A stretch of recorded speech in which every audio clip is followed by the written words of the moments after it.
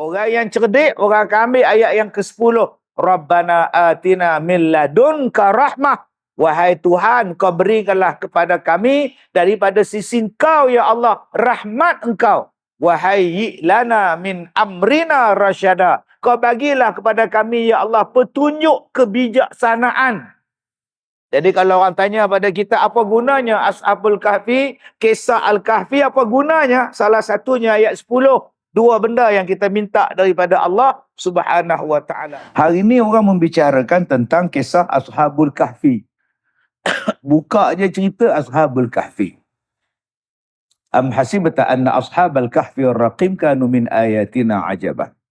Apa kamu fikir kisah Ashabul Kahfi ni kisah yang ajaib? Ada lagi benda yang lebih ajaib daripada Ashabul Kahfi. Ada benda yang lebih hebat lagi cerita daripada Ashabul Kahfi. Ashabul Kahfi tak tidur 309 tahun. Bagaimana dengan matahari yang langsung tidak pernah berhenti bergerak beribu-ribu tahun. Lagi besar. Matahari, bulan, bintang, langit yang tidak ada tiang. Yang tak jatuh-jatuh. Itu lagi hebat. Malah kejadian kita pun hebat. Daripada air, jadinya kita. Daripada tanah, jadinya kita. Dan jadinya kita pula tak sama. Suara tak sama. QR code tak sama. Punya banyak ni tak sama di kalangan kita. Itu lagi hebat daripada Ashabul Kahfi. Kenapa yang Allah kata am hasibta anna ashabal kahfi war-raqib? Apa kamu fikir bahawa Ashabul Kahfi itu dah kira hebat, ajaib bagi kamu? Kerana ada orang kafir yang mencuba Nabi Muhammad. Pengetahuan Nabi Muhammad. Mereka mengetahui tentang kisah Ashabul Kahfi. Mereka nak test Nabi Muhammad. Nabi Muhammad tahu tak tentang kisah Ashabul Kahfi? Konon-kononnya nak test market. Seolah-olah kepandaian mereka tu lebih daripada Nabi Muhammad sallallahu alaihi wasallam. Maka Nabi Muhammad Allah Taala bagi tahu Ashabul Kahf war-Raqim. Ashabul Kahfi dan Raqim. Ulama-ulama bincang perkataan Ar-Raqim. Ada yang kata Ar-Raqim itu ialah lembu, anjing yang menemani Ashabul Kahfi. Anjing tu nama dia Raqim. Tetapi ada ulama kata ialah Raqim ialah benda yang tertulis. Tuan-tuan nampak tu dekat dinding kita tu, Bismillahirrahmanirrahim lah apalah. Yang tertulis tu nama dia Ar-Raqim. Batu bersurat yang ditulis tu. Sebab tu kalau kita pergi ke Jordan, tengok Ashabul Kahfi punya gua, dia ada ditulis di dinding-dinding gua itu Ar-Raqim. Macam kita masuk dalam piramid, kita tengok tulisan-tulisan di dinding piramid itu dipanggil sebagai Ar-Raqim, Raqmun, ditulis. Orang Arab sebut Raqam, orang Melayu sebut Rakam. Merakamkan suara. Ambil pada bahasa Arab, meletakkan suara dia dalam piring hitam. Merakamkan. Itu ulama-ulama sebut. Satu kata nama anjing, satu kata Ar-Raqim ialah tulisan-tulisan yang terdapat di dinding-dinding gua, termasuklah dinding gua Ashabul Kahfi. Baik, tuan-tuan yang saya muliakan. Kenapa kisah Ashabul Kahfi ini penting? Sebab Nabi suruh kita baca ayat 1 sampai 10 untuk mengelakkan daripada Dajjal. Orang tanya pada saya, Ustaz, Dajjal tak ada disebut nama dia dalam Quran, tak ada pun ayat Dajjal, tapi kenapa bila Nabi Muhammad kata nak selamatkan kita daripada Dajjal, fitnah Dajjal, kena baca surah Al-Kahfi 1 sampai 10. Bacalah satu-satu, dah Nabi suruh baca. Menunjukkan bahawa ayat Al-Quran tu penawar, ayat Al-Quran tu ubat. Hang bacalah surah apa pun, tambah-tambah kalau Nabi suruh baca, dia jadi manfaat kepada kita. Walaupun dalam ayat tu tak ada kisah pun tentang Dajjal. Maknanya ada benda yang manfaat, kalau kau amalkan kau boleh selamat daripada fitnah Dajjal. Sebab hari ni orang petikai. Dulu saya mengajar, ada orang minta saya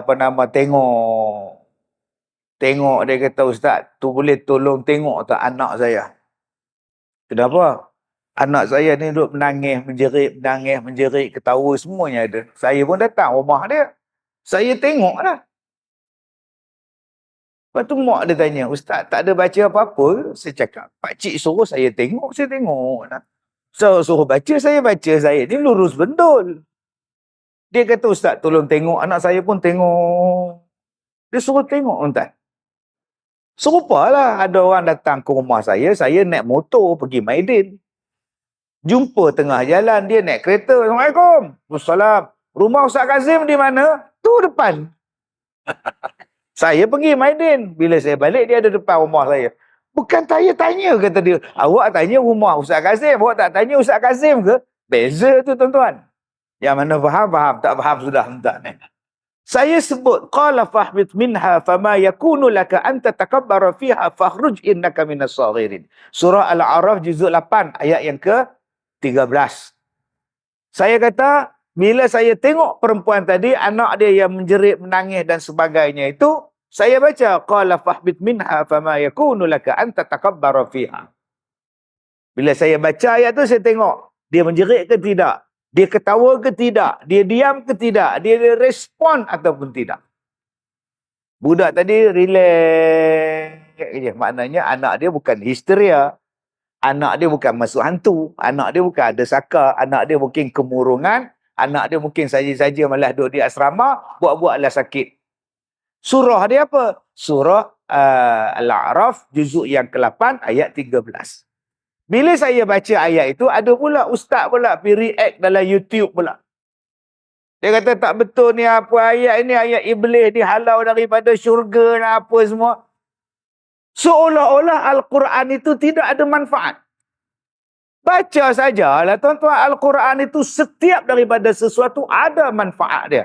Baik daripada ilmu dia, baik daripada segi hukum dia, baik daripada ceritanya, baik daripada pengajarannya. Termasuklah Al-Kahfi ayat 1 sampai 10.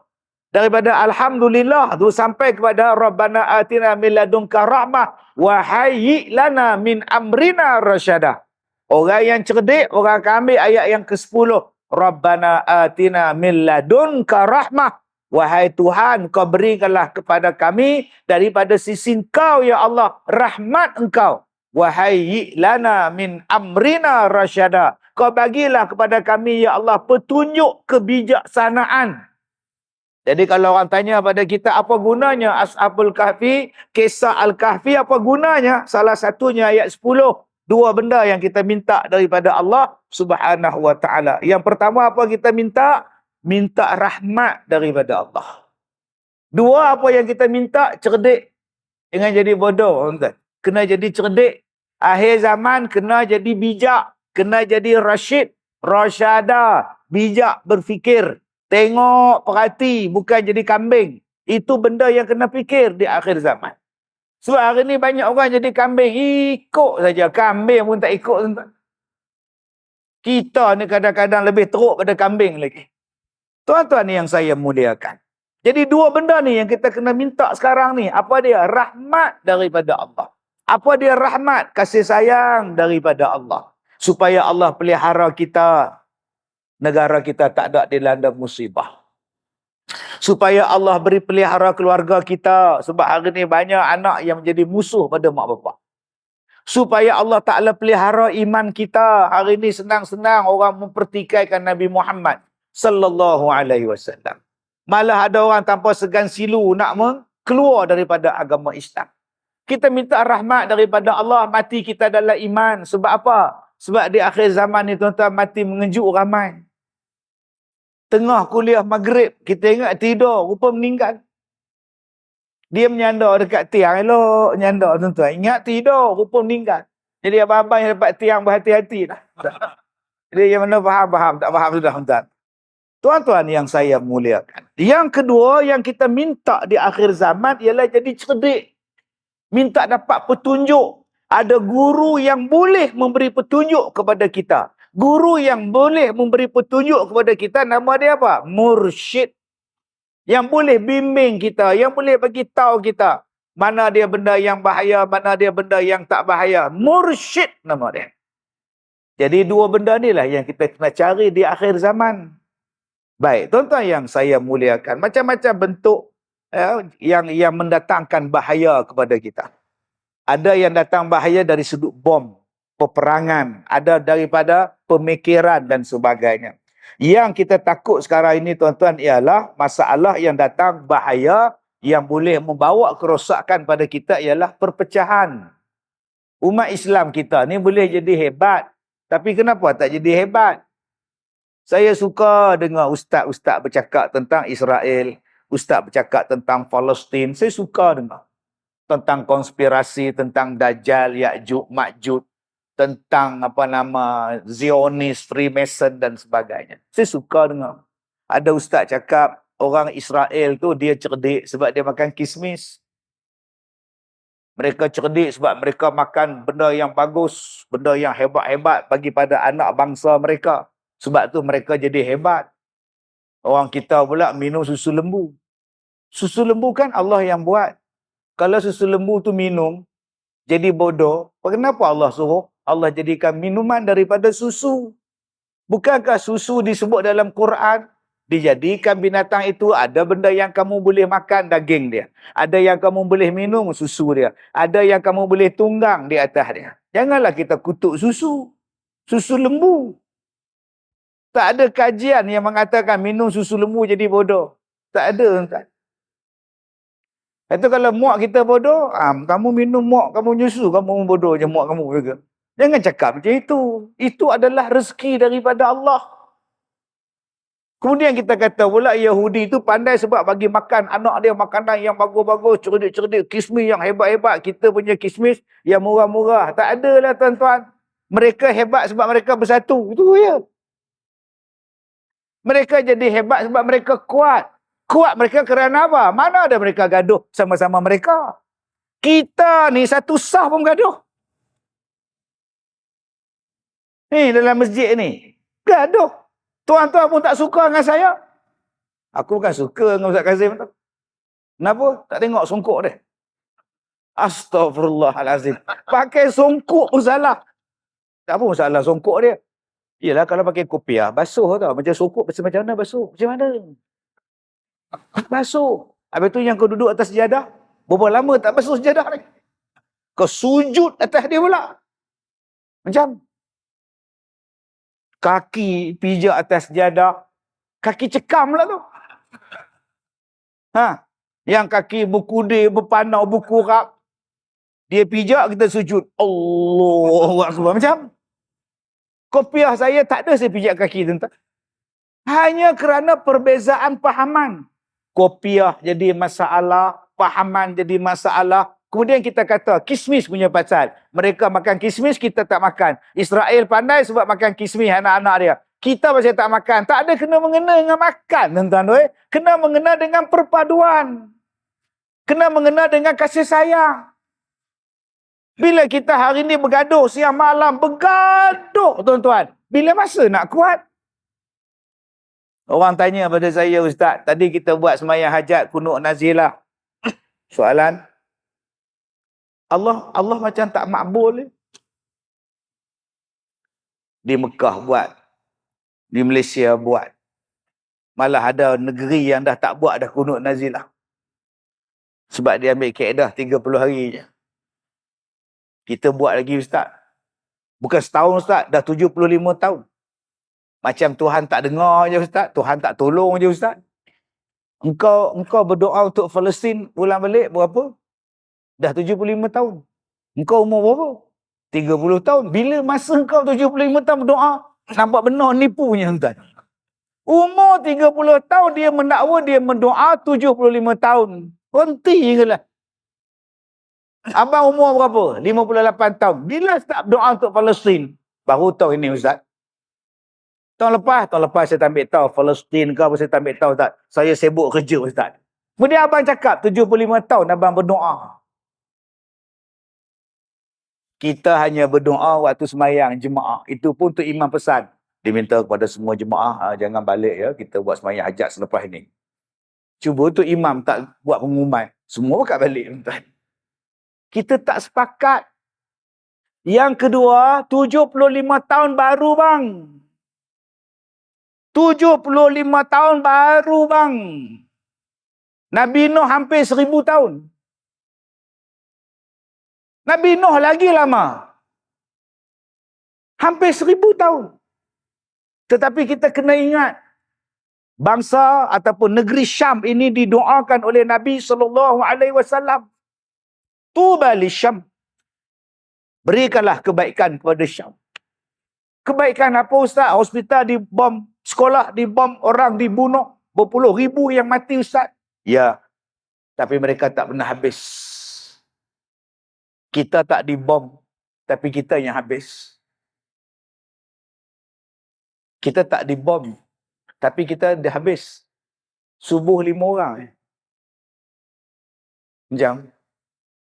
Mereka subuh penuh. Ditembak di luar. Polis Israel duduk tunggu. Semua tunggu. Sembahyang Jumaat datang tak.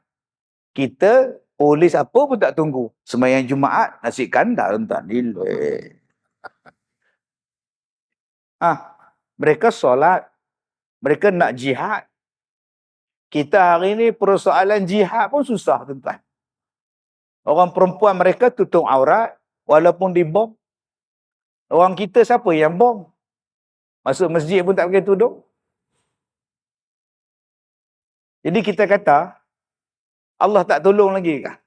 Allah uji mereka dengan iman, tapi iman tak berkocak tuan-tuan. Kita Allah tak ada uji dengan aman, tapi berapa ramai yang iman berkocak. Tak disuruh berperang pun 75 tahun. Duduk dalam masjid je. Habis 8.30 balik. Itu pun tak boleh tahan. Lewat lah. Tak apalah, dapat sekejap pun jadilah. 10 minit. Balik. Nak mana bang? Tom yum.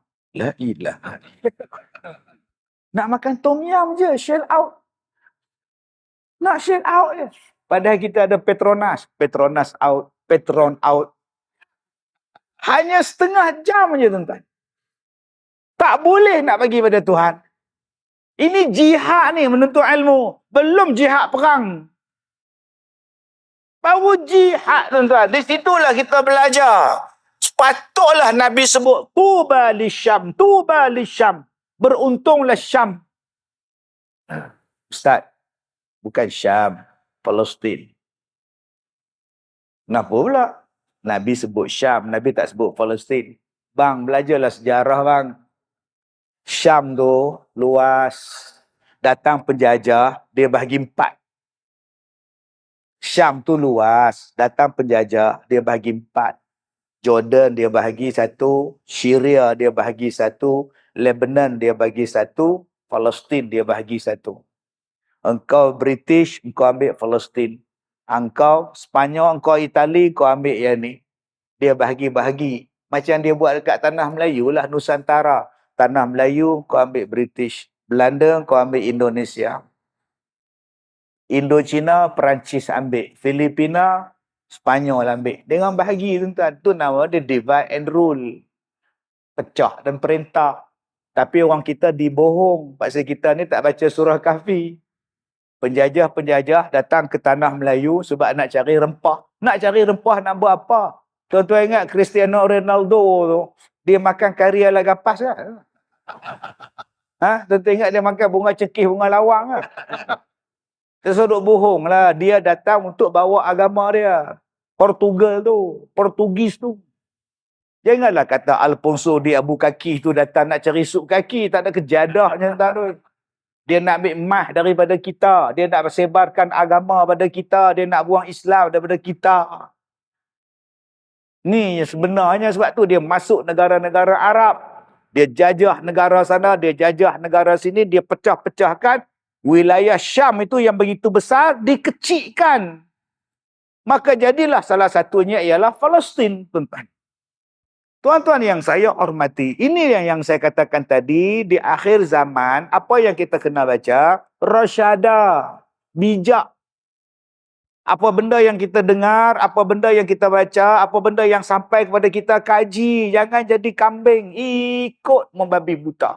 Babi pun tak buta, tuan-tuan. Dia pun pandai kona ada sekarang babi ni.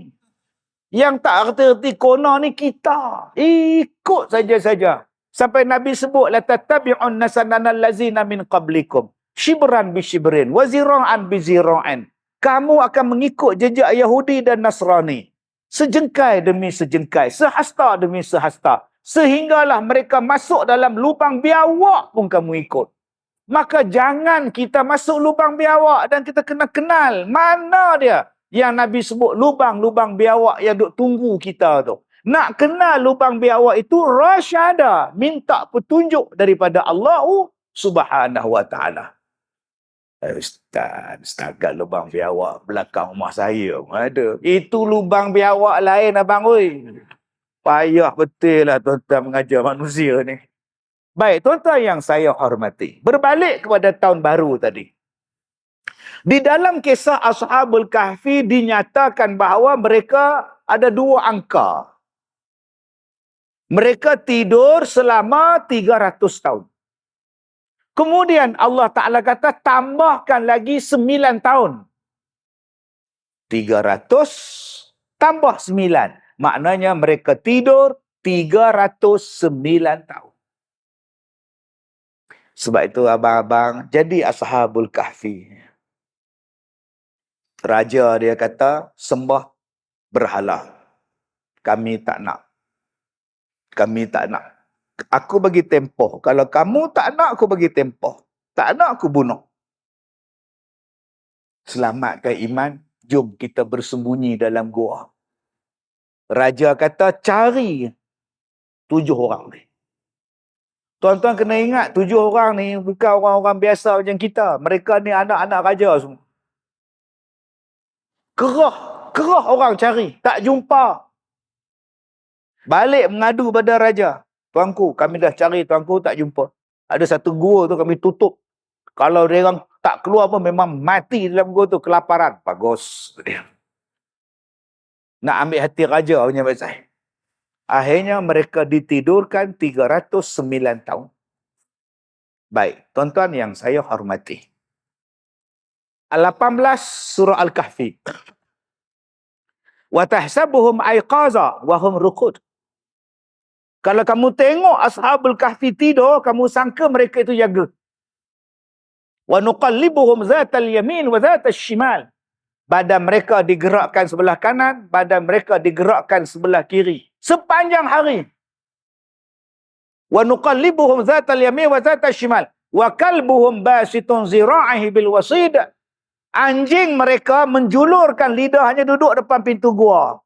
Lawit talaqta alaihim lawallaita minhum firara. Siapa-siapa yang lalu ya bila tengok ada tak ada siapa yang teringin nak masuk dalam gua tadi. Wala mulita minhum ru'bah. Ini dalam Al-Kahfi ayat 18. Allah Ta'ala cerita kenapa orang tak teringin nak masuk dalam Ashabul Kahfi punya gua. Baik, sebelum saya cerita tentang jauh lagi tentang, kita cerita dulu tentang Kahfi ni. Al-Kahfi maknanya gua. Ni. Gua.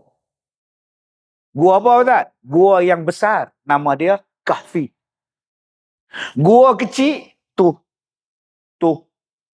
Mihrab imam tu nama dia Ghar.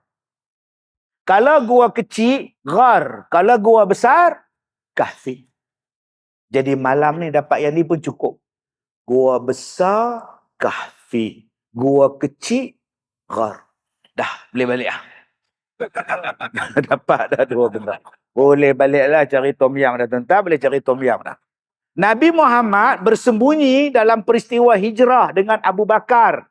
Dia bukan bersembunyi dalam gua. Dia bersembunyi dalam Ghar. 2 orang yang muat besar itu. Ashabul Kahfi mereka bersembunyi dalam gua yang besar. Nama dia apa? Al-Kahf. Boleh faham ya? Orang Melayu kecil ke besar gua. Gua kecil pun gua, gua besar pun gua. Orang Arab tak, yang besar Kahfi, yang kecil Ghar. Baik, jadi tuan-tuan yang saya muliakan, mereka tinggal dalam gua. Baik. Nombor 1. Ayat ni tuan-tuan. Saya kalau saya parking kereta di luar tu, jauh tu tuan-tuan, nak parking tuan-tuan naik ke sini jauh. Berapa ramai tuan-tuan yang masuk dalam masjid, Allahu Akbar. Bismillah. Ada kunci kereta. Bismillahirrahmanirrahim. Boleh duk gagau pukit, duk teringat kunci kereta. Allahu Akbar. Sambil duk rukuk. Hai, semalam ada orang pecah kereta. Hai, sudah hatilah aku. Tuan-tuan, kalau nak tinggal kereta ke, nak kunci rumah ke, nak tinggal rumah ke, bacanya apa? Wa tahsabuhum aiqaza wa hum ruku'. Akak-akak malam ni nak tidur malam, rumah kita ada orang minyak ke, orang ketuk pintu ke sekarang ni, pencuri banyak, wa tahsabuhum aiqaza. Abang-abang, adanya kebun durian, adanya kebun nangka, musangking, banyak kera, beruk main duk curi. Wa tahsabuhum aiqaza. Saya suka baca ayat ni untuk pagar diri, untuk pagar rumah, untuk pagar harta. Surah Al-Kahfi ayat yang ke-18. Jadi yang mana belum hafaz, malam ni hafaz. Besok datang semayang subuh, sebelum semayang subuh buat semayang sunat, baca ayat tu dalam semayang subuh rakaat yang pertama. Ingat tak? Kalau ingat insya-Allah boleh ingat. Baik. Yang kedua, apa yang kita ambil pengajaran di sini? Jangan takut. Jangan takut pada dunia, jangan takut pada orang, jangan takut apa pun. Yang takut pada Allah. Bila engkau takut hanya kepada Allah, Allah jaga engkau. Ihfazillah yahfazka. Allah bagi tidur, selesai masalah Ashabul Kahfi. Tak payah fikir nak masak nasi, tak payah fikir nak basuh kain, tak payah fikir nak bayar bil elektrik, tak payah fikir nak masak dan tak payah fikir nak siang ikan. Siang ikan? Apa kena-mengena Ustaz? Oh, sekarang orang perempuan tak pandai siang ikan. Orang perempuan jawab pula. Alah, abang tu pun tak pandai sembelih ayam. Dua-dua diam. Tuan-tuan bayangkan bila tidur saja tak payah fikir apa. Makan tak payah, minum tak payah fikir, basuh kain tak payah, berak tak payah, kencing tak payah. Duduklah engkau. Allah jaga engkau 309 tahun. Subhanallah. Settle tak masalah? Settle. Apa masalah kita sekarang? Makanan. Ni. Masalah kita sekarang makanan. Dia tanya kawan dia, kita naik ke atas tadi ada ke nasi bungkus? Kita nak masuk masjid tadi, ada nasi bungkus ke? Rasa tak ada. Oh. Patut tak ramai orang. Nasi bungkus tak sediakan. Makan yang difikirkan. Aku nak makan apa? Ni kalau kedai ni aku nak makan apa? Kalau tutup. Kalau jalan depan tutup, buat one way, aku nak makan apa? Soalan yang pertama, aku nak makan apa? Soalan itu akan dijawab oleh Ashabul Kahfi. Kami taat pada Allah, kami tidur, kami tak pernah rasa lapar. 300 tahun. Ni, tawakal tuan-tuan. Sebab persoalan makan. Kamu tak lulus SPM, nanti kamu nak makan apa? Kamu nak kerja apa? SPM bagi rezeki sekarang. Nampak tuan-tuan? Kau nak makan apa engkau? Nak makan apa engkau? Engkau kahwin dengan suami. Suami engkau tu kerja kelang. Nak makan apa? Allah. Ustaz, kalau saya kena boykot, kedai saya kena tutup, saya nak makan apa Ustaz? Lah. Saya terpaksa kerja kedai ni Ustaz. Tapi dia orang boykot saya pula Ustaz. Kalau saya kena buang, saya nak makan apa Ustaz? Soalan itu. Kalau awak yakin pada Allah, awak boleh makan di mana-mana sahaja, walaupun dalam gua pun Allah boleh bagi makan, tak ada dapur, tak ada elektrik, tak ada cerek air, tak ada apa pun. Kau tidur, Allah bagi kenyang 300 tahun. Pengajaran daripada Ashabul Kahfi bila kita yakin pada Allah. Apa benda yang kita fikir setiap hari? Pakaian. Tambah orang Kedah. Tak tahu tu di belakang. Hari ni nak pakai apa, tahu? Kan, hari ni Tok Imam nak pakai jubah sembahyang Jumaat pun dia tanya isteri dia. Hari ni jubah yang mana, tak tahu? Nampak tuan. Punya banyaknya makanan sampai tak tahu nak makan. Hari ni nak makan apa, tak tahu. Hari ni nak pakai apa pun tak tahu. Hari ni kasut apa pun tak tahu nak pakai. Menunjukkan bahawa tuan-tuan, pakaian adalah fashion kita sekarang. Menjadi keutamaan. Tak percaya kalau abang-abang menikah 6 bulan duk fikir tema perkahwinan. Konsep macam pengantin kita nak jadi Minangkabau ke ataupun macam biasa je pakai songkok ke. Hanya nak fikir tentang pakaian, tuan-tuan. Dan hari ini tuan-tuan nak menilai orang pun tuan-tuan suka tengok pada pakaian. Kalau saya sebagai penceramah, main ceramah pakai baju batik, ustaz tu orang Indon ke? Aku tak percaya dah dengan dia. Tapi kalau saya pakai jubah, saya pakai niqab sini, tuan-tuan, pakai ridak di sini, wah. Nampak tak pakaian? Dia jadi keutamaan. Tapi kalau kau yakin kepada Allah, pakaian kau tak reput 300 tahun. Apa yang kita takut dalam dunia? Harta dicuri. Cuba tengok malam ni. 4 kali bangun. Tengok kunci tak begitu. Segini dia siku isteri dia. Pergi tengok pintu tu, kunci dah. Dah. Saya ada kunci bang. Pergi tengok lagi sekali. Hari tu kamu kata kunci tak kunci. 4 kali tuan-tuan. Tapi kalau kita yakin kepada Allah 309 tahun, tak ada siapa yang masuk dalam gua. Tak teringin pun nak masuk. Allah jaga nyawa mereka. Inilah dia tuan-tuan kekuatan yang dipanggil takwa. Yang Allah Ta'ala kata bila kau bertakwa, aku jaga engkau. Bila kau jaga aku jaga engkau. Inilah pengajaran daripada Ashabul Kahfi. Tuan-tuan susah hati apa? Dia belok belah kanan, dia belok belah kiri, badan mereka tidur kanan, tidur kiri itu supaya darah berjalan.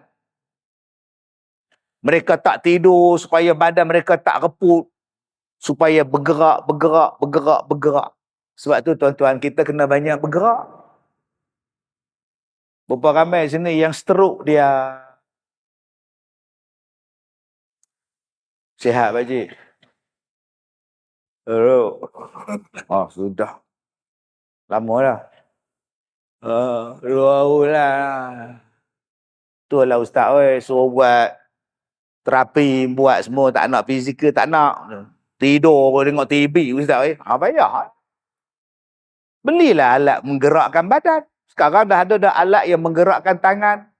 Dah ada alat yang boleh menggerakkan kaki supaya sentiasa berjalan. Abang-abang biar parking di luar, biar kereta kita jauh, tak apa. Janji kita bergerak masuk masjid. Ini tak nak. Aku malas lah datang masjid sembahyang, parking jauh. Jauh. Habis tu, aku kalau boleh bawa motor tu parking sebelah. Atas sejadah dia parking tuan. Punya malahnya berjalan. Orang Jepun rajin jalan. Jalan saja tuan-tuan. Kita hari ni semua nak dekat. Pergi Mekah nak hotel dekat. Malah jalan. Dengar jauh sikit 600 meter. Bapa. Dah. Banyakkan pergerakan tuan-tuan. Ashabul Kahfi Allah Ta'ala cerita. Cuma ayat ni saya tak galakkan sangat pada akak-akak yang berniaga. Akak-akak yang berniaga jangan duk baca ayat. Wa tahsabuhum mu'aiqah. Memang orang tak masuk kak dengan pelanggan tak masuk. Yang mana faham, tak faham sudah. Habis tu ustaz, yang saya berniaga ni, saya nak baca surah apa ustaz?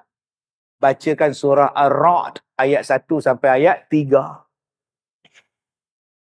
Abang-abang jadi imam masjid. Lepas habis sembahyang, baca surah Ar-Ra'd ayat 1 sampai 3.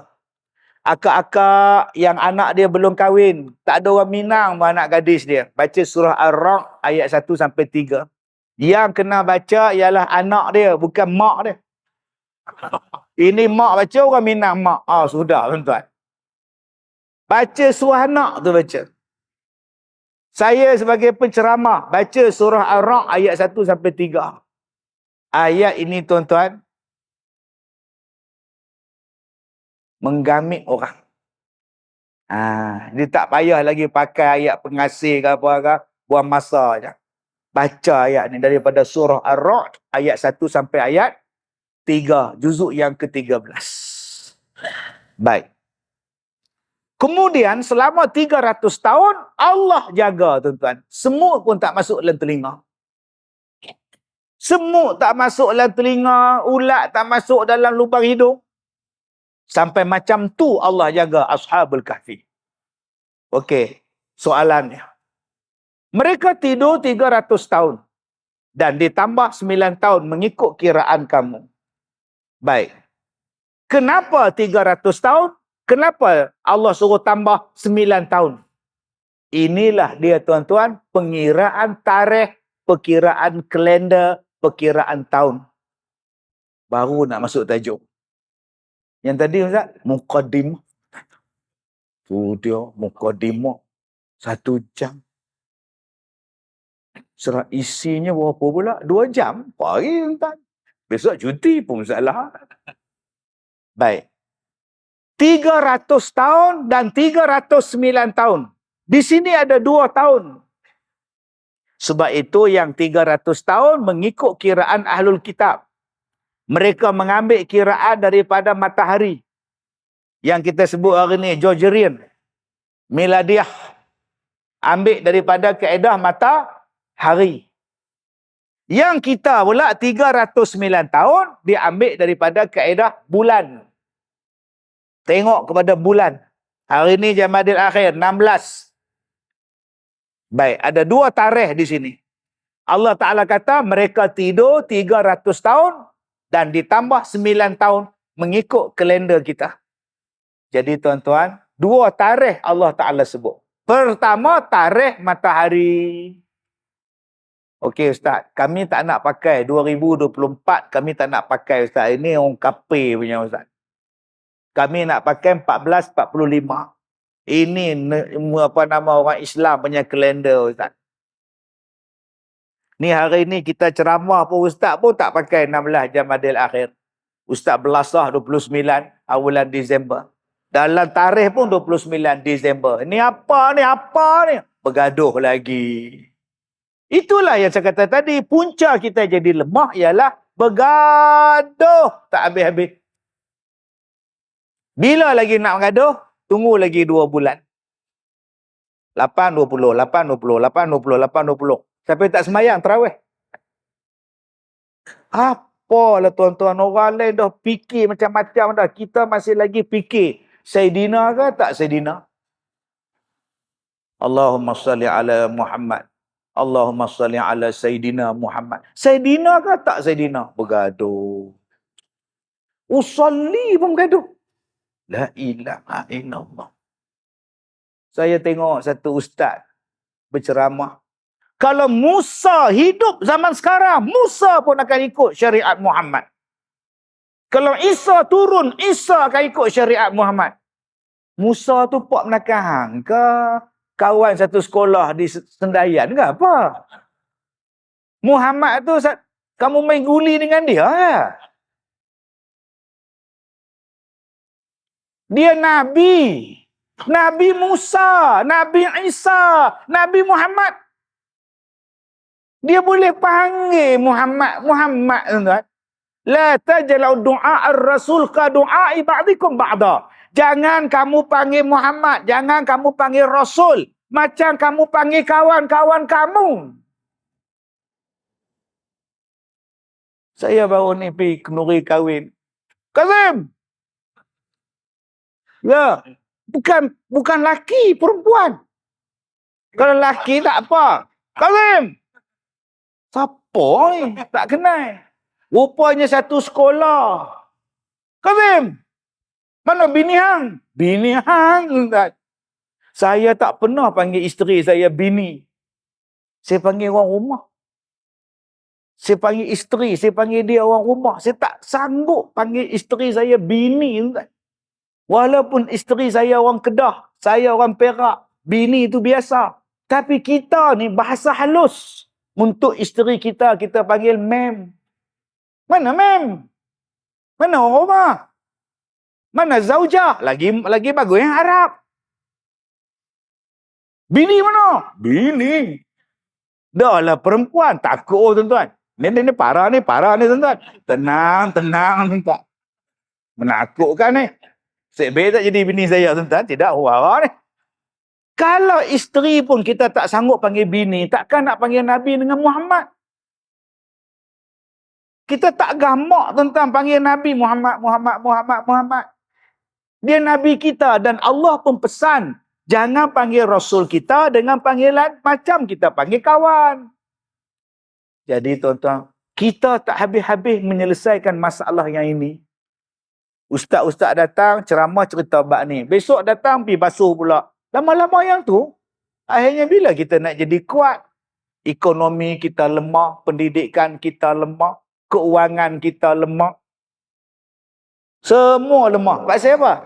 Pasal kita berpecah belah. Kemudian kita kata pula Yahudi itu kuat. Pasal mereka makan kismis. La ilaha illallah, tuan-tuan. Tuan-tuan ni telan 1 tan kismis pun kalau bergaduh, tetap lemah, tuan-tuan. Oi, makanlah susu kambing. Oi, minumlah susu kambing. Makanlah kismis supaya cerdik. Tapi kalau kita bergaduh, tetap kita lemah, tuan-tuan. Ni nampak kekuatan yang kena ada ni. Salah satunya ialah daripada kekuatan kasih sayang tadi ni. Tu yang ada pada Ashabul Kahfi. Allah cerita. Setahun ada 365 hari kalau mengira matahari. Okey Ustaz, matahari ke bulan? Matahari ke bulan? Dua-dua boleh pakai. Sebab matahari pun Allah punya, bulan pun Allah punya. Tetapi matahari itu digunakan untuk melihat kepada jam, masa. Sebab tu subuh kita tengok matahari. Dah keluar dah dia punya fajar siddiq dah. Nanti isyraq dah, syuruk dah. Nanti duha, nanti zuhur. Nanti dah jatuh matahari, asar. Nanti dah tenggelam, nama dia maghrib, ghurub. Gharib, dia duduk, ghurub, jatuh di situ. Jadi pergerakan jam masa itu kepada matahari. Tetapi ada orang, dia tak ambil bulan, dia ambil matahari. Maka dia pun buat kiraan 365 hari. Setahun. Kemudian, bila datang pertukaran daripada 12 bulan jadi 10 bulan. Kemudian sama-sama dia orang bergaduh, naik balik 12 bulan. Akhirnya kekal 12 bulan sampai sekarang. Orang Islam pula, dia tak tengok matahari sebagai hari. Dia tengok bulan. Sebab tu hari ni kalau saya tanya pada tuan-tuan, hari ni berapa hari bulan? Hari bulan. Saya tak tanya, hari ni berapa hari matahari? Mana tahu tuan-tuan? Matahari sama je, dia tak sama je tuan-tuan. Bulan lain. Sekarang dia mengambang 15. Sekarang dia turun sikit 16. Sekarang dia langsung tak nampak 29, 30. Nanti kita teropong dia untuk tengok satu. Sebab itu nak kira hari, tengok kepada bulan.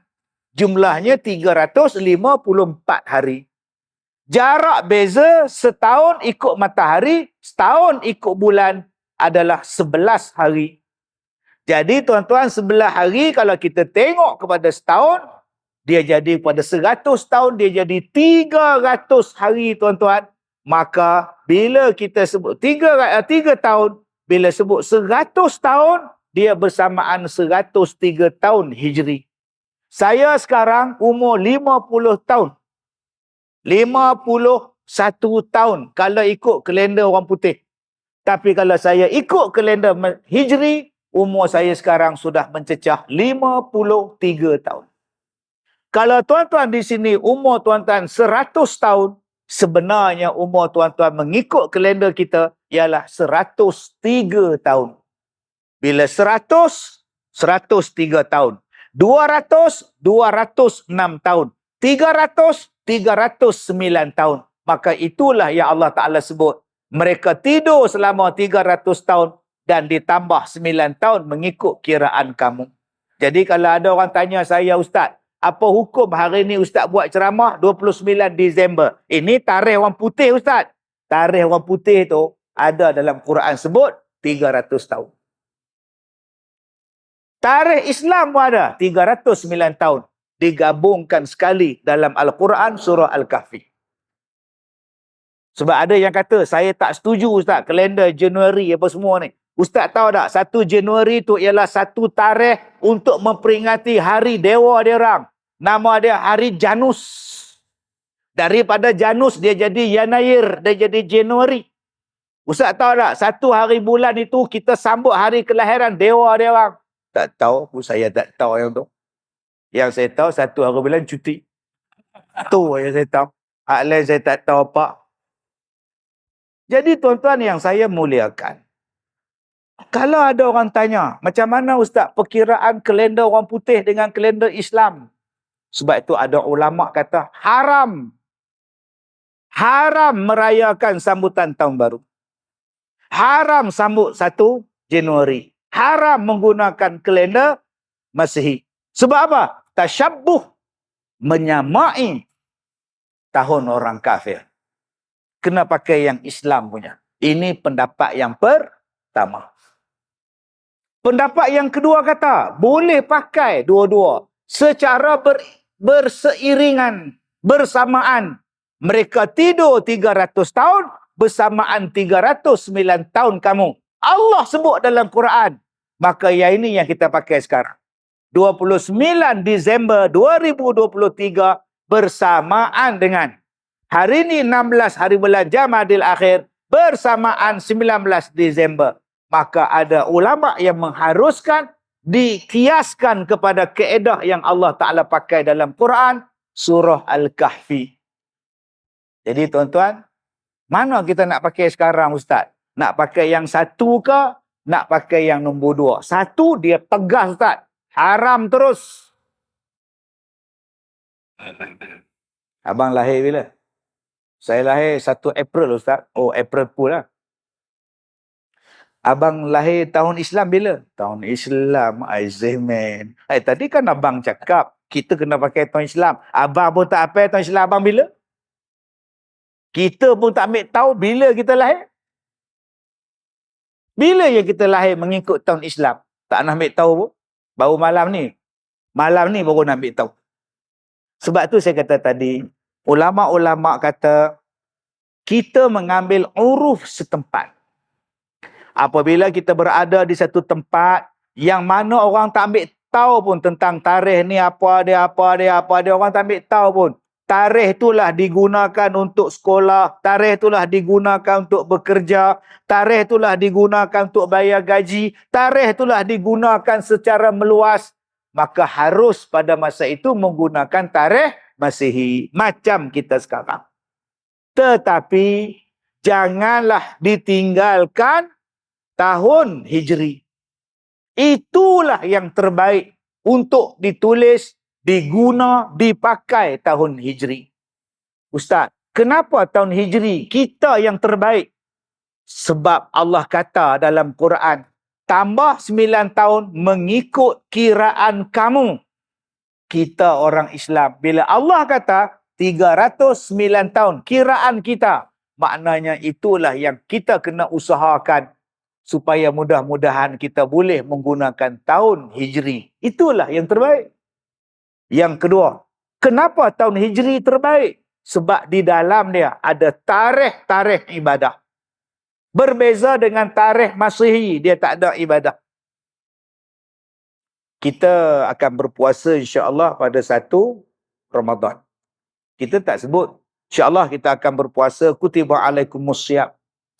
Kita takkan sebut pada bulan Syahrul Ramadan, tuan-tuan, kita tak sebut Syahrul Oktober, tak ada, tuan-tuan. Yang kita sebut ialah Ramadan. Haji ada bulan dia. Okey, haji ada bulan dia. Puasa ada bulan dia. Zakat ada nisab dia. Ada haul dia. Jumlah dia, tarikh dia. Begitu juga dengan semayang. Begitu juga dengan nuzul Quran. Begitu juga dengan apa benda pun. Dia lebih kepada tarikh Hijri. Maka itulah yang patut disambut. Habis itu Ustaz, kami nak sambut tahun baru, kami nak buat azam tahun baru, salah ke Ustaz? Tak salah. Sebab kalau kita berpegang pada pendapat yang kedua tadi, bergandengan. Dan mesti ada niat dalam diri kita untuk menggunakan yang Islam punya, sebab itu adalah yang terbaik. Tuan-tuan yang saya muliakan, Bila kita sebut tentang tahun baru, okey, jadi lepas ni tak payah duk petikai lagi dah. Yang kena petikai sambutan tahun baru. Penggunaan kalender, saya dah jawapan. Yang sekarang yang kita kena jaga ialah yang nak sambut tahun baru. Nak sambut, tak sambut, orang lain sambut. Dulu-dulu main bunga api. Saya ni tuan-tuan, saya dah sebut dah tadi. Dalam Islam, dia ada tempat, dia ada tempat, dia ada tempat, dia ada tempat. Orang tanya pada saya, Ustaz, dalam masjid boleh tak berpolitik? Saya kata masjid lah. Politik di tempat lain. Ustaz, dalam Islam, mana boleh pisah politik dengan agama? Betul. Ni masjid, saya cakap. Tak, dia tak boleh pisah, Ustaz. Dia sama, Ustaz. Kita tak boleh pisah. Saya kata, tak. Dalam Islam, ada tak puasa? Ada. Kenapa abang tak puasa tiap-tiap hari? Dia tak wajib. Puasa bulan Ramadan lah. Abang, puasa dan Islam tak boleh berpisah, abang. Abang buat haji di mana? Saya buat haji di Mekah. Bila, bang? Musim haji lah. Kenapa abang tak buat sekarang? Sekarang lah buat. Gila ke apa, Ustaz? Islam dan haji tak berpisah, abang. Bila-bila boleh buat, abang? Tak. Ada tempat dan masa dia. Ada musim dia. Sebab tu nama dia musim haji. Bang, semayang apa, bang? Kita belum semayang Isyak. Abang semayang apa ni? Saya semayang subuh, Ustaz. Awalnya, senang saya buat siap-siap. Besok saya kenduri kahwin. Bang, subuh ada waktu dia, bang. Ada waktu dia. Sekarang bukan subuh, tak boleh buat subuh, bang. Ustaz, semayang dan Islam tidak boleh berpisah, Ustaz. Astaghfirullahalazim. Begitulah dengan politik. Islam dan politik tidak berpisah. Tapi ada tempat dia. Ini tempat semayang. Politik, jom kita pergi hujung. Gitu. Kaedah dia. Supaya bila kita masuk di sini, kita rasa lapang, tuan-tuan. Semayang jadi lapang, jadi khusyuk semua. Nak bergaduh, jom kita bergaduh di luar. Silakan. Itu kaedah. Tapi saya nak cakap juga, tuan-tuan.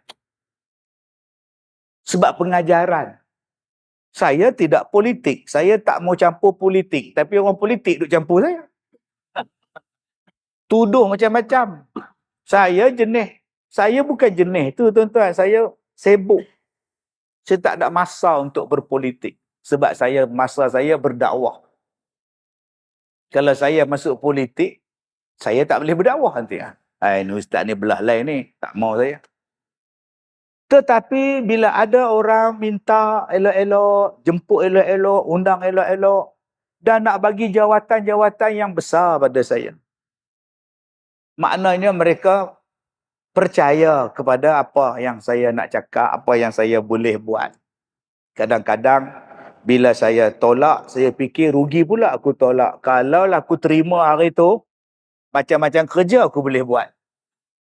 Kalau aku terima hari tu, aku balun balik dalam. Oh, sedap berbahas, tuan-tuan. Ni pasal apa? Tengok je lah. Geramnya aku. Nak padan muka, tuan-tuan. Tetapi saya jumpa elok-elok. Ada satu Perdana Menteri saya jumpa. Waktu tu saya diberikan jawatan yang besar.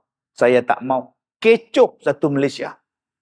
Saya pergi jumpa di Parlimen. Saya kata, Datuk Seri, saya minta maaf. Saya tak mau dan saya menolak tawaran ini. Saya dengan besar hati saya terima penghormatan. Saya pulangkan balik penghormatan. Ini besar sangat bagi saya, Datuk Seri.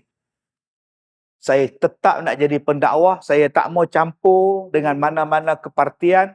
Saya nak jadi pendakwah. Ustaz dah menolak politik. Tak, nanti pangkah saya pangkah lah masalah. Kalau saya mengajak tuan-tuan pangkah sekarang, ni mana nak pangkah? Tak ada.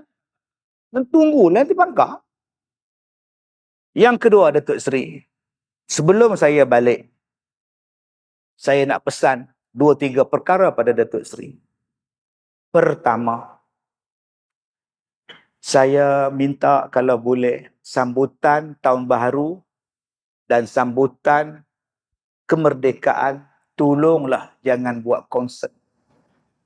Tolonglah jangan bercampur lelaki perempuan bebas menyanyi terkinja-kinja. Saya takut nanti Allah turunkan tak elok pada kita. Dia pun hanggup. Jadi, Datuk mencadangkan apa? Saya cadangkan Datuk Seri buat qasidah. Panggil orang ramai-ramai buat qasidah, nyanyi selawat, baca selawat, ceramah, tausiah. Buat satu gerakan satu Malaysia. Baik, insya-Allah. Yang kedua, yang ketiga Datuk Seri saya minta janganlah dibantah, janganlah dilawan perintah Allah dalam Quran, undang-undang ke, peraturan ke. Itu saja permintaan saya. Saya pun balik tuan-tuan. Kalau tuan-tuan ingat, masa itu tak ada konsert, masa tu tak ada hiburan, tak ada apa pun. Yang adanya, ya hanana. Ya. Tahun baru pun ya hanana. Apa nama, merdeka pun ya hanana. Jadi kita berdakwah, menasihati. Orang tak mau dengar, sudah. Kalau dia dengar, alhamdulillah. Tapi kita cakap elok-elok. Tak payah kata apa, tak payah kasar-kasar bahasa. Cakap lembut-lembut. InsyaAllah dia ikut. Kita tak boleh dibeli, kita tak boleh dibeli dengan apa-apa, tapi kita boleh nasihat pada dia. Lembut cakap. Dan saya suka tuan-tuan. Hari ni walaupun ada orang buat konsert di mana-mana pun tahun baru, tapi di mana-mana pun ada berselawat. Seremban berselawat, Shah Alam berselawat, Melaka berselawat, Kelantan berselawat, Kedah berselawat. Saya malam besok Perak berselawat. Malam lagi sekali Langkawi berselawat. Supaya apa? Supaya orang tak pergi ke yang sebelah sana. Kita sediakan alternatif. Kalau kita nak kata jangan sambut, orang pergi. Jadi kita yang ada ni tuan-tuan, jom kita buat apa yang boleh kita buat. Supaya mereka tak terlibat dengan benda-benda yang bukan-bukan. Yang bukan ajaran agama, style agama dalam sambutan itu. Jadi kalau orang tanya kita, apa azam tahun ini? Azam tahun ini ialah, aku tak nak campur benda-benda yang macam itu. Itu azam nombor satu. Jadi, kalau boleh tuan-tuan, peringkat kita ni kita buat. Saya hari itu ceramah di Velcra, Air Hitam, Jempol, Negeri Sembilan. Allahu Akbar. Ramainya orang. Satu ramai. Satu lagi banyaknya hadiah. Allahu Akbar. Sepanjang kaki lima masjid itu hadiah. Kipas angin, televisyen, cowai. Ya. Orang bagi hadiah. Yang paling mahal hadiah apa tuan-tuan tahu? Lembu seekor. Untuk cabutan bertuah. Siapa datang, hadiah dia lembu seekor. Tuan-tuan bayangkan dapat nombor kat dia. Dapat lembu balik. Oi. Saya tanya kepada pengurusi masjid, mari mana hadiah ni? Dia kata setiap ahli-ahli jemaah mereka masing-masing bawa hadiah. Letak nombor masing-masing, cabut bertuah. Mereka datang sembahyang, mereka bagi hadiah, mereka dapat hadiah. Silap tuan-tuan. Dia yang bawa kipas angin, dia bawa balik-balik kipas angin tuan-tuan. Terpulang kepada kebijaksanaan tuan-tuan. Sekarang kita dah membina dah masjid yang sangat indah. Saya datang tahun lepas. Saya sembahyang. Allah, seronoknya masjid ni, ya Allah. Lapangnya, ya Allah. Seronoknya, ya Allah. Masa tu petang dah tuan-tuan, dekat maghrib dah. Bah rombongan datang, ambil gambar. Hak Islam datang, hak tak Islam pun datang. Saya tengok nyonya ni ambil gambar. Masya Allah. Tuan-tuan, agak-agak tuan-tuan, apa lagi yang kita nak make up masjid kita ni? Apa lagi nak make up? Baru ni saya semayang di Jeddah. Ada satu masjid baru, tuan-tuan. Lebih kurang masjid kita. Lebih kurang ni. Bila saya masuk masjid, tuan-tuan ni, saya teringat masjid Raja saya masuk. Allah, macam ni. Masya Allah. Saya tak sabar, tuan. Saya datang lambat. Duk cari tandas, tak jumpa. Tak mana pula tandas mereka ni. Rupa belakang. Masuk-masuk, tuan-tuan. Duk belakang, dah lewat. Bila qomat, saya nak lari duk depan, sah depan. Pusing, dapat. Dalam sah nombor 5 lah. Jadilah. Duk hujung sekali dekat pintu, dekat dinding. Allahu Akbar. Orang sebelah saya pun angkat. Allah. Bila dia angkat, saya pun. Allahu Akbar. Menangkap kepala tuan ni. Yang mana faham, tak faham sudah. Sebab tu tuan-tuan, orang masjid kita cantik. Tuan-tuan datang dalam masjid ni, cantik-cantik lah juga. Wangi-wangi lah juga. Jangan main belasah je. Baju tu dah sebulan tak basuh. Berdengung bau dia. Yang ni bukan baju dia, ni ketik tuan-tuan. Allah. Saya sampai nak termuntah. Jenis apa tu, makan apa tu. Saya pun, tak tahan saya tuan. Saya pun ke tepi sikit.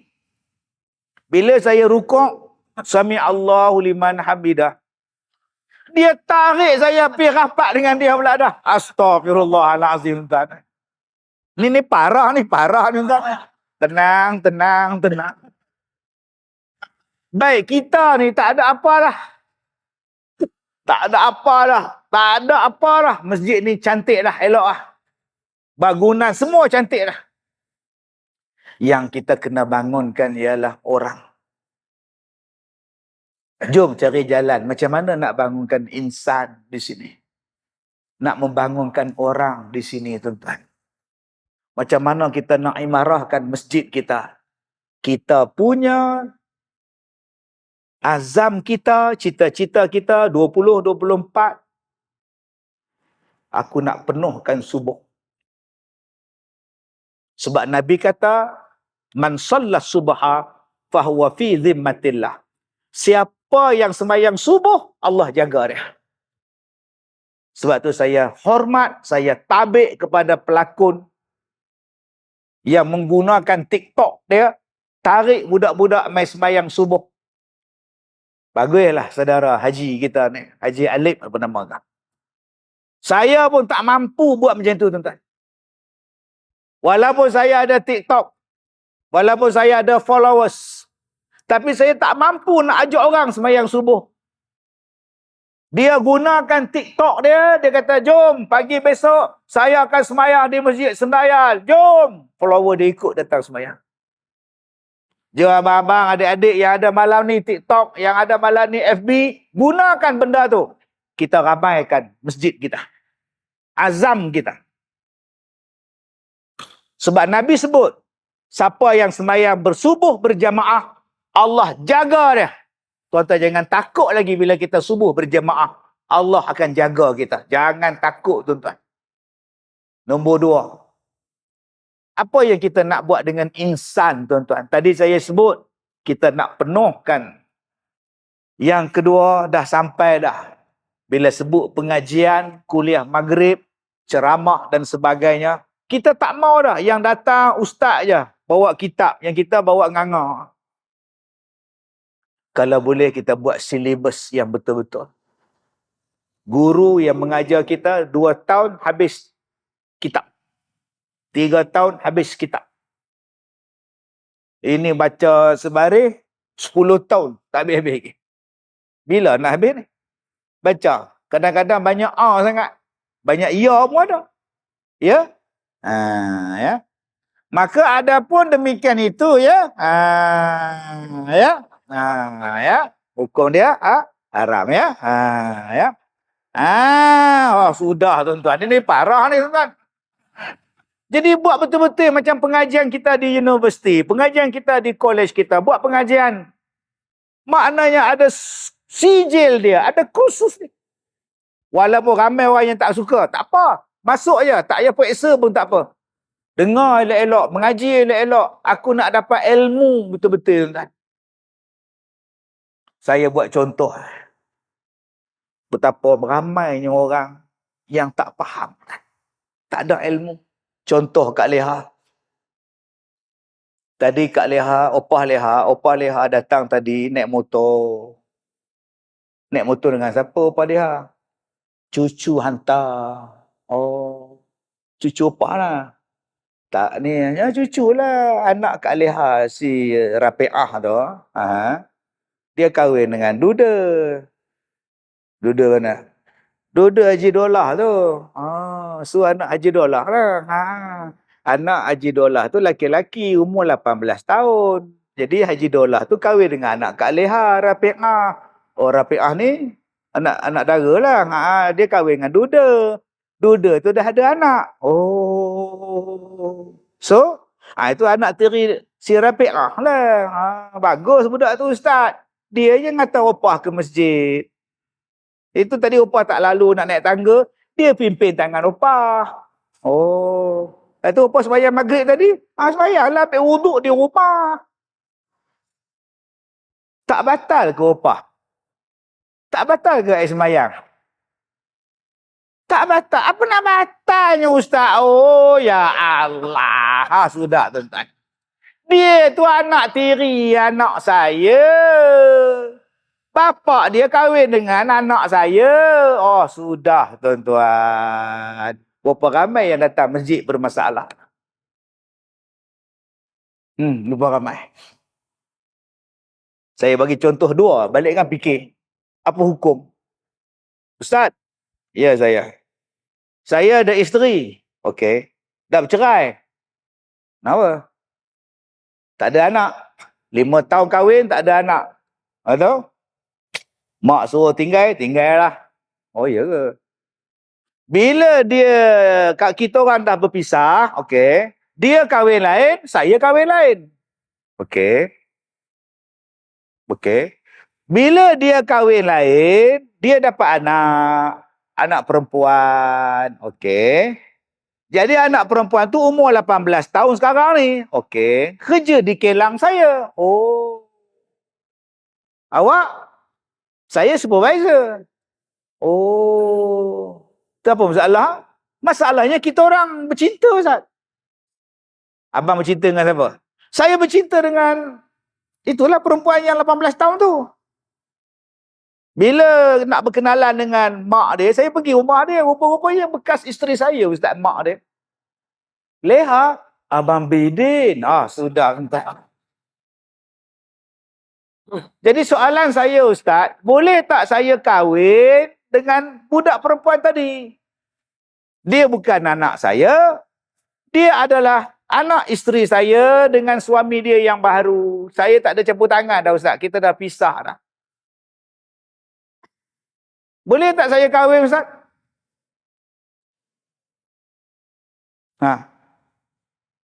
Tunduk-tunduk. Jangan tengok muka dia. Buatnya dia kamu tengok muka dia, dia tunjuk kan? Abang, jawab. Kamu masalah tu kan, parah tu, baik tunduk. Mana aku tahu yang kata tanya tu buat apa? Ini tuan-tuan hukum.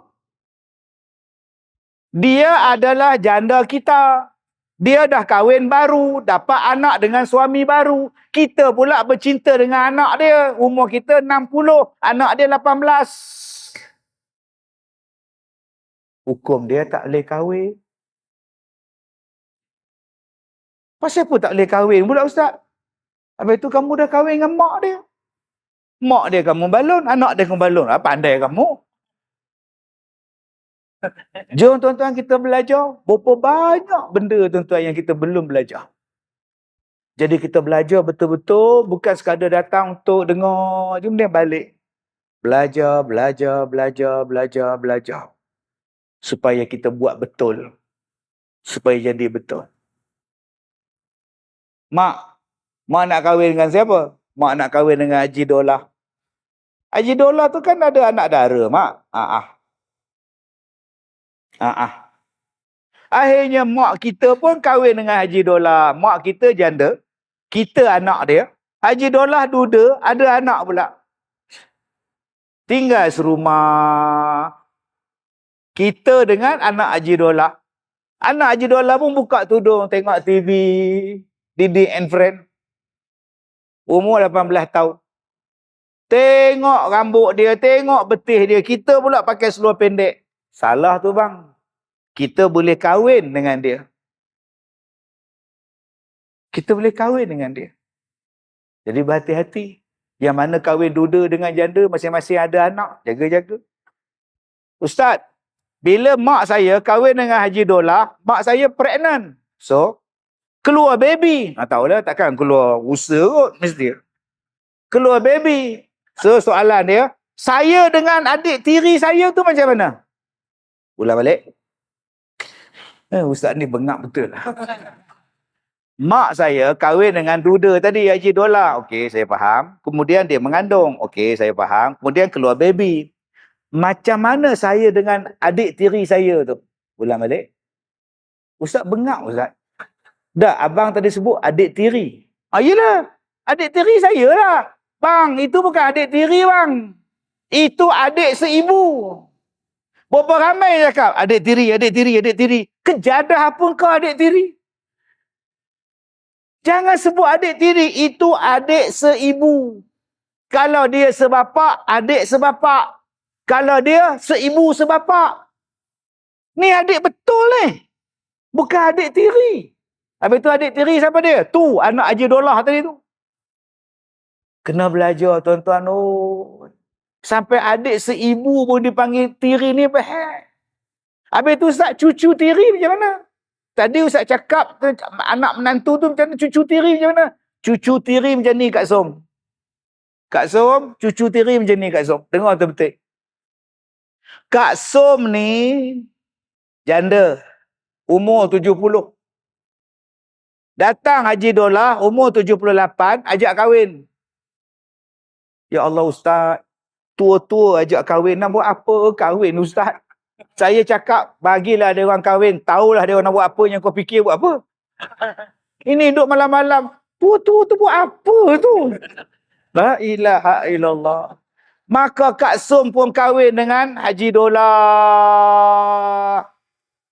Haji Dollah ada anak tak? Ada. Anak tiri Kak Som. Haji Dollah ada cucu tak? Ya. Cucu tiri Kak Som. Batal tak air semayang dengan anak Haji Dollah? Tak batal. Batal tak dengan cucu Haji Dollah? Tak batal. Sebab apa tak batal? Sebab tu cucu tiri, tu anak tiri. Jom tuan-tuan. InsyaAllah, Tuan Imam, tahun depan jemput lagi kita baca bab ni. Tapi tuan-tuan kena bawa pen, bawa kertas dan kena ada pelakon tambahan. Sekurang-kurangnya 5 orang. Ni mak, ni pak, ni anak. Dan saya hanya ceramah 40 minit je. Lebih daripada itu. Aku pening. Mula-mula aku nak faham dah. Lalah aku tak faham. Jadi tuan-tuan. Tu tadi baru 3 saya sebut. Mula-mula nak faham lah. Lalah tuan-tuan pening. Jadi saya stop tuan-tuan sebelum tuan-tuan pening. Mudah-mudahan tahun depan kita semangat kita untuk mengimarahkan jemaah kita. Dan yang keduanya untuk kita tambahkan ilmu. Betul-betul mengaji. Bukan hanya untuk lapang-lapang masa saja tuan-tuan. Saya minta maaf jika terkasar bahasa. Terima kasih pada Tuan Haji Azlan. Terima kasih pada Tuan Imam Besar. Terima kasih pada semua. Assalamualaikum warahmatullahi wabarakatuh.